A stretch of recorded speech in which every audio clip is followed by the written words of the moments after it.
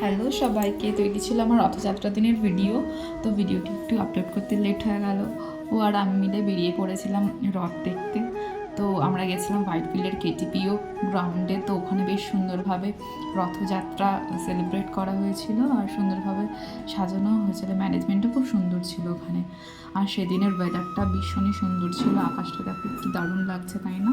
দেন দেখতে দেখতে রথও চলে এসেছিলো। আমি আর ওই মিলে রথে দুইটা কৃষ্ণ হরে হরে হরে রাম হরে রাম রাম রাম হরে হরে।